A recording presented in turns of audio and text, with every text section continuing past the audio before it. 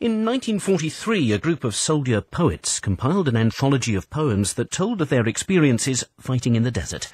It was called the Oasis Anthology. Well, this week marks the 70th anniversary of the turning point of the campaign in the Western Desert during World War II. In Return to Oasis now, Mike Greenwood reports from El Alamein in Egypt about how the experiences of the men and women who fought in North Africa were captured in poetry. Right, this is minutiae Ridge, Monty's plan was to get his men on the horizon. On a spur of rock overlooking a landscape of flat, stony sand and thorn bushes, people have come to remember the past 70 years ago. This was the main killing ground for the first couple of 3 days at El Alamein. Charles was here. Yes, yeah. I remember the barrage starting up. 700 guns going all the time, as fast as they could. Bang, bang, bang. The ground was shaking and everything was bang, bang, bang, bang, bang. And you thought, well, nobody could survive at the other end. But after the barrage stopped, they started firing back at us. Get up there, Charles. This is some 40s. Come on. Oh, which side? The good side? Show the side you show Rommel, the front. Here at the battlefield of El Alamein, veterans have come to remember lost friends. We were here with the Italian veteran paratrooper, and we searched for his own foxhole. It was a gunner indeed, and we found it. He recognized every trench close to his own one. Then he stopped, he looked behind him, searching for his crew, and it was amazing. People have come to pay tribute to relations perhaps they never even knew. My father was killed here. He was with the Queen's Own Robert Kent's and was killed by a shell. I was born a very short while after he was killed. So we're coming over to visit the 70th anniversary to visit the grave. What do you feel now that you're here? Emotional. Hard to comprehend how young men from England, from the countryside, have found themselves out here. I've come to explore how the experiences of the men and women who fought in the Western Desert in World War II were expressed in poetry, and in particular one collection of poetry, the Oasis poems, which became the nucleus of a remarkable body of war poetry that captured the experiences of a generation. There are flowers now, they say, at El Alamein. Yes, flowers in the minefields now. So that those who come to view that vacant scene where death remains and agony has been will find the lilies grow. Flowers. And nothing that we know. As the dictionary has it, oasis, a fertile spot in a sandy desert, any place of rest or pleasure in the midst of toil. In October and November 1942, this place was anything but peaceful. For a very long period, there wasn't a single second when not one gun, but many were blazing away. With all that, and the still brilliant moon, there wasn't much darkness in this part of the desert. Night Barrage, Western Desert, by W.G. Holloway. The cannon's bloodshot eyes blinked out their murderous message through the night, and the soaring very lights climbed up to peer at spectator stars. And the thump of guns found fearful echo in the frenzied beating of the heart. I've often felt that the poetry of World War II has been unfairly eclipsed by that of the First World War. But this was an army in North Africa that cared about words. Penguin paperbacks travelled in kit bags. Some men wrote verse. The Eighth Army held poetry competitions. I think what the best poetry of the Desert Campaign captures is the suffering, the humour, the hope and dreams of a citizen army who'd seen what their fathers had gone through and still endured. It's a great shame that we don't read the Second World War poets more, partly because I think their experience and what they have to say is much, much closer to our contemporary lives now and our contemporary conflicts, and so they still have something to say very much to us now. The poet and playwright Owen Shears is drawn to the poetry of the Desert Campaign, out of which rose great poetic voices like Keith Douglas, and poets of huge potential like Sidney Keys, killed in Tunisia in 1943, just before his 21st birthday. War poet. I am the man who looked for peace and found my own eyes barbed. I am the man who groped for words and found an arrow in my hand. I am the builder whose firm walls surround a slipping land. When I grow sick or mad, mock me not nor chain me. When I reach for the wind, cast me not down, though my face is a burnt book and a wasted town. This was a generation which was incredibly well educated, and you feel this in the poetry. They were an aware generation, and I feel as though if there is a general voice to the Second World War, it certainly is a very plain-speaking voice. It's a determination, to not mess about and to say, look, we need to look this straight in the eye. This is how it was. Even in the modern city straining at its concrete seams, it's still possible to imagine what a culture shock that first encounter with Cairo was for men who'd arrived with white knees after a long voyage around the Cape. What one writer called the hot, dusty, pagan smell of Cairo, a mix of strangeness, exoticism and decadence, caught by Keith Douglas in the poem Cairo Jag. Shall I get drunk or cut myself a piece of cake? A pale Syrian with a few words of English, or the Turk who says she's a princess. She dances by apparent levitation. Or Marcel, Parisienne, always preoccupied with her dead, dull lover. All this takes place in a stink of jasmine. But by a day's travelling, you reach a new world. The vegetation is of iron. Dead tanks and gun barrels split like celery. The metal brambles without flowers or berries. And there are all sorts of manure, you can imagine. The dead themselves, their boots, clothes and possessions clinging to the ground. A man with no head has a packet of chocolate and a souvenir of Tripoli. At the Music for All social club in Cairo, 3 servicemen, Dennis Saunders from South Africa, David Burke and Victor Selwyn, had the idea of publishing poems that would convey the experiences and feelings of ordinary men and women serving in North Africa. Thousands of poems were submitted. The result, a thin volume, Oasis, published in Cairo by the Salamander Society. 5,000 copies sold out immediately. Back in 1942, it was a gesture of creative audacity by 3 poetry lovers, none ranking higher than corporal. We're hearing poems from that original collection and from a later anthology, Return to Oasis, which brought together the original poems with previously published work by writers like Keith Douglas, and a whole new trove of unpublished poetry written by the troops during the long campaign against Rommel. Major General Julian Thompson is a military historian and author of Forgotten Voices, Desert Victory. Tanks were motoring around rather like ships at sea in this open terrain. You were fighting in an area where there wasn't any population. It was empty. And of course this meant that you didn't get the destruction of towns and villages as you'd seen on the Western Front in France. But I think it's also wrong to imagine it as a wonderful sort of romantic buccaneering type of warfare where no one got hurt, because people did get hurt and there were some huge casualties in the fighting in the desert. The enemy common to both sides was the environment, the landscape, the desert.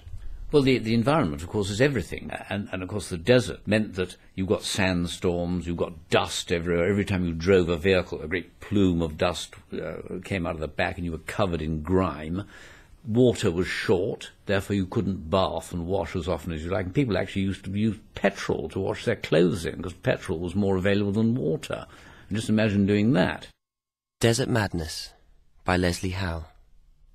Have you ever seen a locust on the desert breeze? Have you ever had a scorpion crawling on your knees? Have you ever watched black beetles rolling balls of dirt? Have you ever caught a sandlouse exploring in your shirt?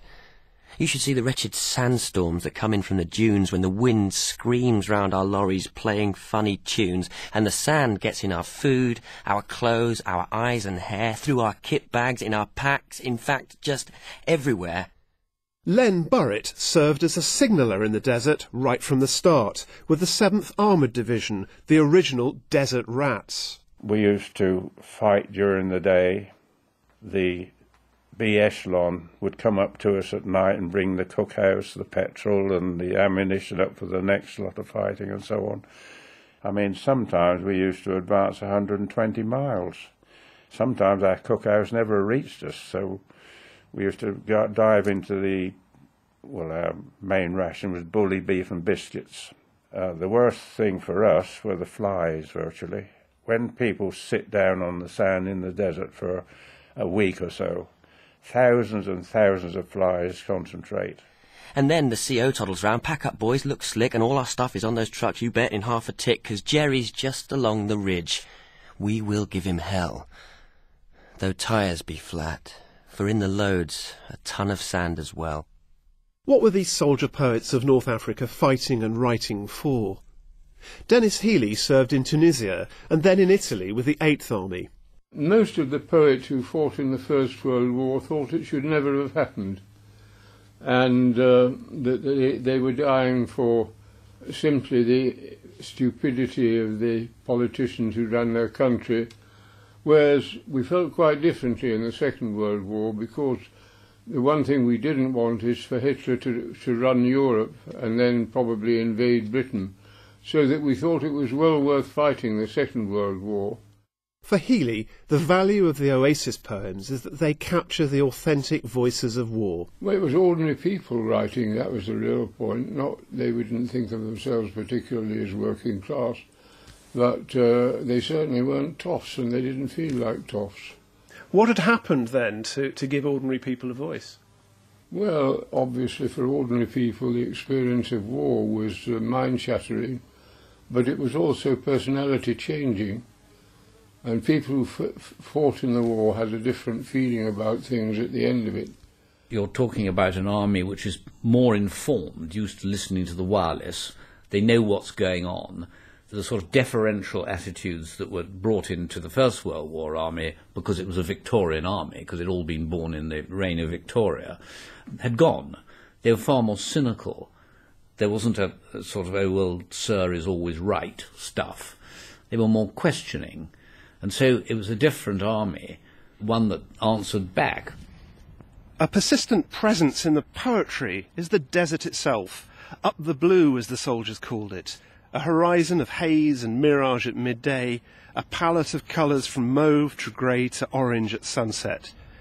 A haunting, seemingly empty, alien landscape that could just as suddenly be full of struggling men and burning tanks. Imagine being in a desert, flat desert sand, at night, us chaps waiting to go into action. Albert Pond commanded a tank at El Alamein.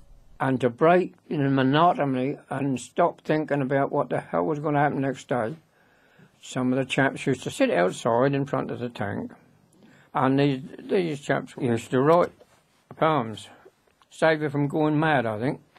That was to take our mind off the horrors of war. Before El Alamein, by Ronald E.B. Dull, quiet, and sand hills and a pallid moon, a little young moon in a cloudy drift. Small matter for a poem. I shall soon be old for rhyming. Wonder's a child's gift, and this is no child's world. The sand is mind. Plains wander like the ghosts of men who died without absolving priest. My easier mind finds pleasure wandering, but is close tied to this steel coffin, all due service said. Quietness but for a cricket scrape, and the far sound of gossip before bed. A dust plume travels on the distant shape of hills where tanks are leaguered without sound. So, in far sand, be all day's echoes drowned.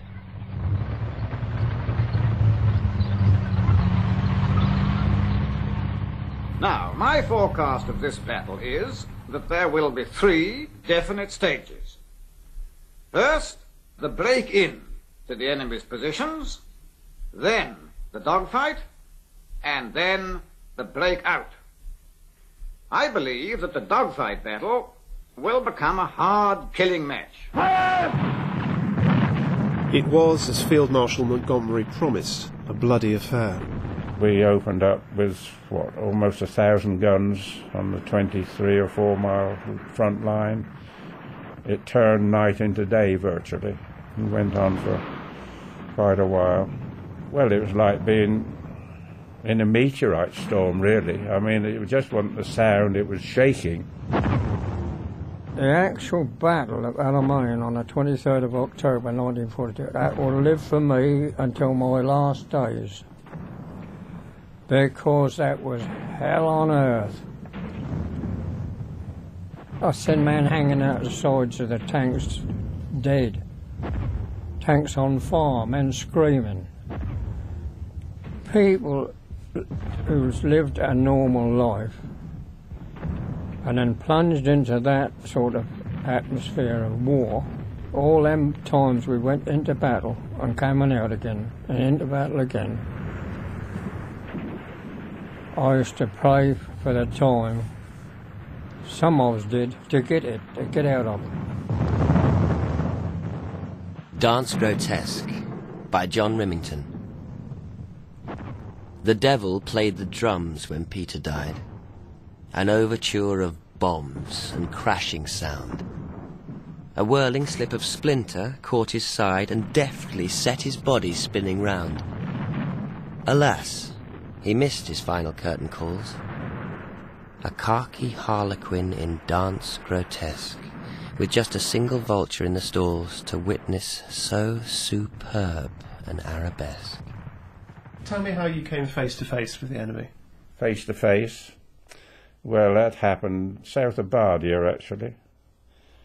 There was a Sanger being built by, I could see they were Italian, by their topis, troops, 3 of them.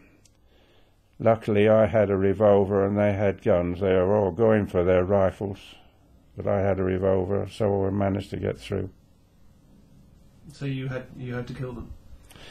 It was either them or me. Yes, yeah. So I had to do the damage.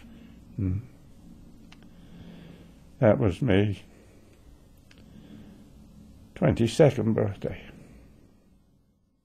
Professor Anthony Rowland of the University of Salford has made a close study of the Oasis poems.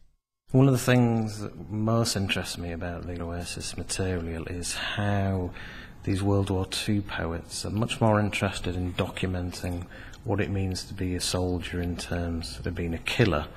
One of the paradoxes of World War I poetry is that, in a sense, it sells because it's sold as a pacifist form of poetry. The ideal soldier figure in World War I is the Wilfred Owen figure in Strange Meeting, who wants the enemy to be his friend.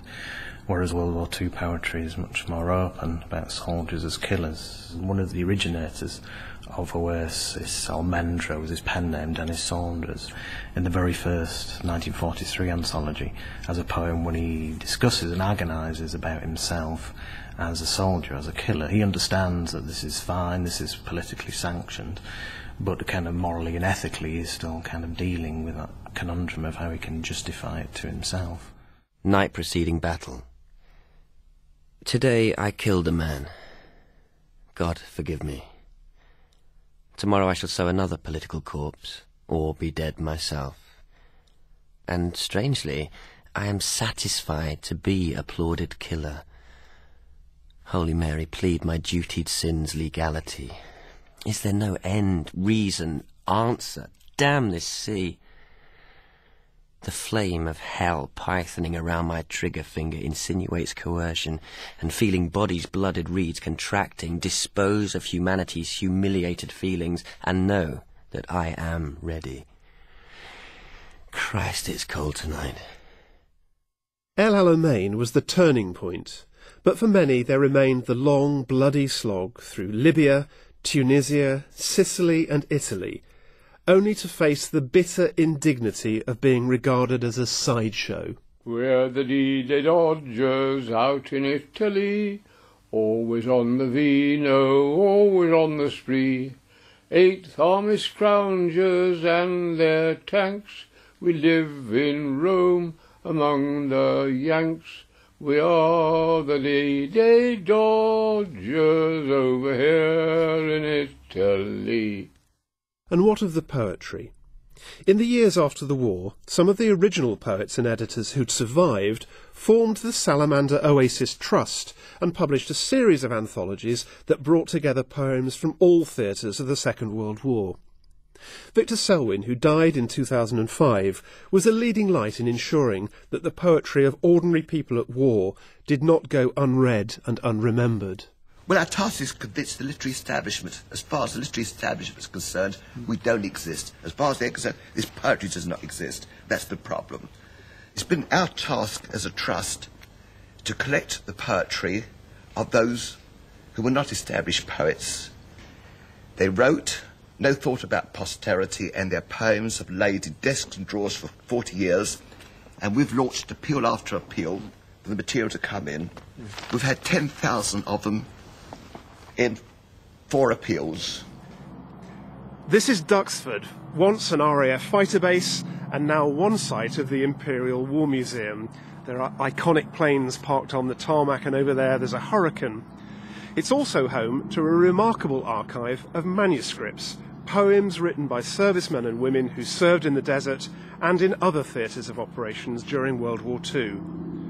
What began then with a small poetry anthology published in Cairo grew into an enormous collection of words recording the diverse experiences of war.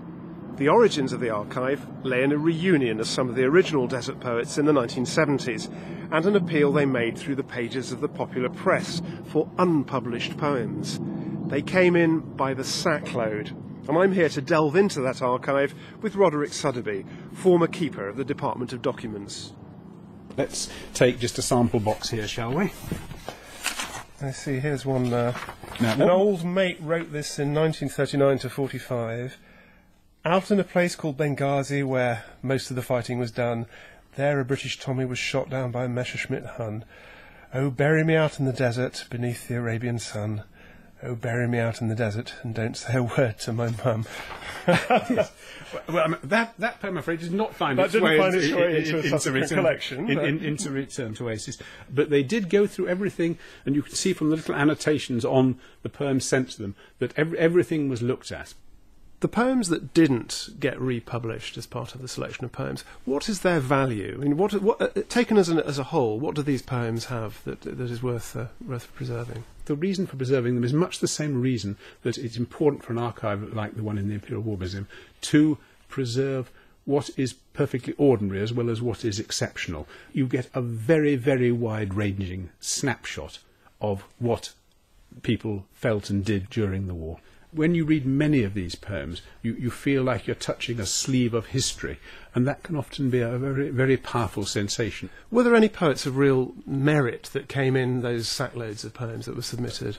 I suppose probably the most outstanding one from the point of view of the Trust, because it was endlessly read at subsequent poetry readings, was Wing Commander Dennis McHarry's poem, which eventually became entitled Luck. It was originally just sent to them without a title, and at the end of a letter he attached this poem, and it made an absolutely immediate impact on all the editors involved, and they simply added a title to it and called it Luck, and it is now widely recognised as one of the finest poems to have emerged from the Second World War. I suppose they'll say his last thoughts were of simple things, of April back at home and the late sun on his wings, or that he murmured someone's name as earth reclaimed him, sheathed in flame. Oh, God, let's have no more of empty words. Lip service, ornamenting death. The worms don't spare the hero, nor can children feed upon resounding praises of his deed. He died who loved to live, they'll say, unselfishly so we might have today. Like hell, he fought because he had to fight. He died, that's all. It was his unlucky night.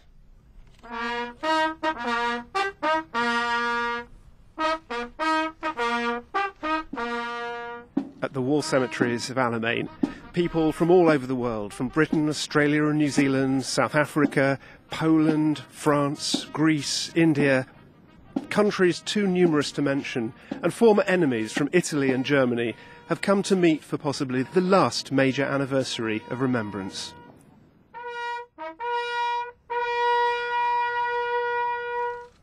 The passing of 70 years since the Battle of El Alamein is a landmark at which to pause and reflect even more deeply on what this anniversary means for each of us. Die Liebe sei ungeheuchelt. Hasset das Böse, hanget dem Guten an. In der Bruderliebe seid gegeneinander herzlich. United in thankfulness, united in recognizing sacrifice, and united in commitment to work for peace together. My uncle died out here and my mum's still alive and she never knew what happened to him, so myself and my two girls have come out here to go back and tell her the story. It's moving, isn't it, how an event 70 years ago ripples down through time so that you're here to pay tribute to a man you never knew. I grew up, he was just an uncle that had died in the war. Now he is a person, sort of thing. Somebody with a story. It is. That's your mate on the night? Yes. We were both running and then down we went. What were you doing on the night though? Mainly lifting up mines. We had to make a passage through the minefields so the tanks could get out. I'm Sapper Westcott from Cardiff. I joined the army the Friday before the war broke out and I served 7 years in the army. I lost quite a few of my old mates. And it's just nice to see where they are resting.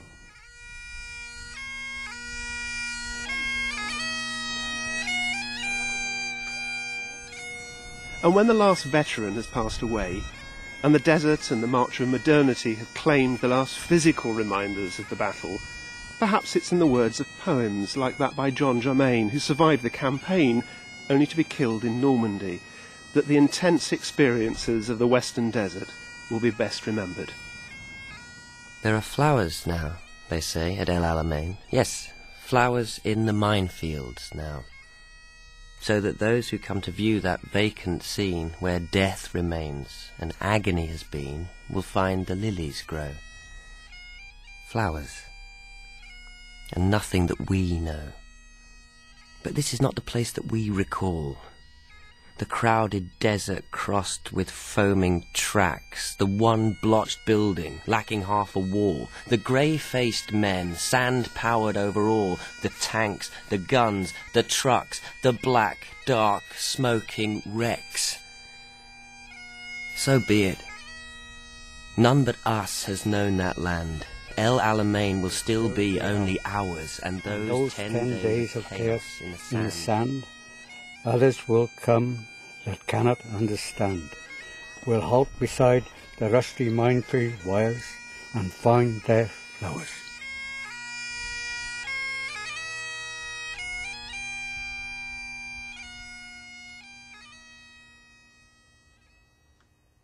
Return to Oasis was presented by Mike Greenwood. The poetry was read by Carl Prekop and directed by Celia de Wolf. The producer was Eve Streeter, and the programme was a peer production for BBC.